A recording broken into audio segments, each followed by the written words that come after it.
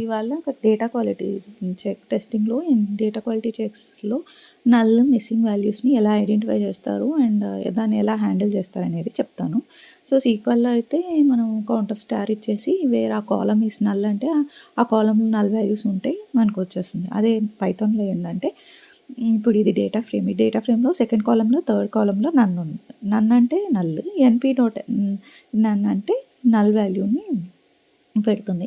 So, ఈ second, third దాంట్లో ఉంది కాబట్టి, ఇప్పుడు మనము ఈ స్నల్ అనే ఫంక్షన్ యూజ్ చేస్తే సమ్ అని పెడితే కాలమ్‌లో డిస్‌ప్లే అవుతది. ఎన్ని కౌంట్స్ ఉన్నాయనేది, ఎన్ని వాల్యూస్ కౌంట్స్ ఉన్నాయనేది. ఇప్పుడు కాలమ్ 2, కాలమ్ 3 1, 1 అని డిస్‌ప్లే అవుద్ది.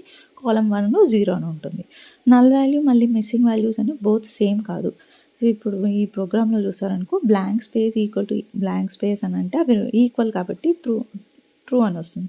అదే ఎన్‌పి డాట్ నన్ అంటే అది నల్లే, ఇది నల్లే. కానీ నల్ అనేది ఈక్వల్ కాదు.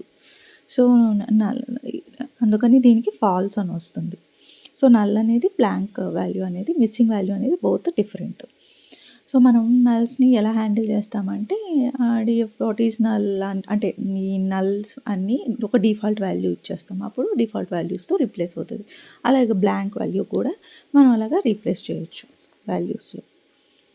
డీఎఫ్ డాట్ ఫిల్ అని చెప్పి మనం ఏమన్నా వాల్యూ ఇస్తే నల్ వాల్యూస్ ఫిల్ అయిపోతుంది అలాగా.